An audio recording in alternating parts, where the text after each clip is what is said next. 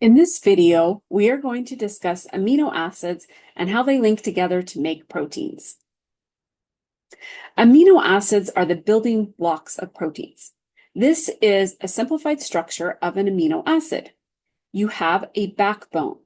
One end of the backbone is an amine group, which contains nitrogen. Proteins contain nitrogen.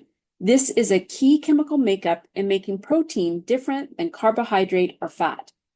The other end of the backbone is an acid group, thus the name amino acid.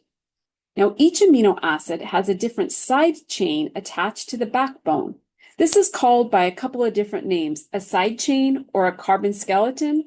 The R on a generic amino acid represents the side chain. There are 20 different amino acids. What makes each amino acid different is the side chain or that carbon skeleton or the R group. So let's take a look at some different amino acids. This is the amino acid alanine. Here is the backbone group, and you can see the amine group to the right with the nitrogen and the acid group to the left. Down here is the side chain. It's a pretty simple side chain. It's a CH3.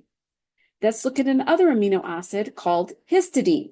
Again, you can see the backbone group with the amine group to the right with the nitrogen and the acid group to the left.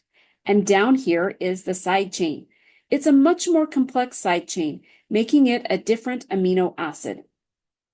This is the amino acid lysine. See if you can find the backbone with the amine group and the acid group and the side chain. While you are finding those, let me fill you in on a little more about amino acids. There are 20 different amino acids, which means there are 20 different side chains, one for each amino acid. 9 amino acids are essential, meaning you need to consume them, while the other 11 can be made by the body. These circles represent different amino acids. To build a protein, amino acids are connected together by a peptide bond. Peptide bonds are built by connecting the amino group of one amino acid to the acid group of the other amino acid. There is a carbon-nitrogen bond.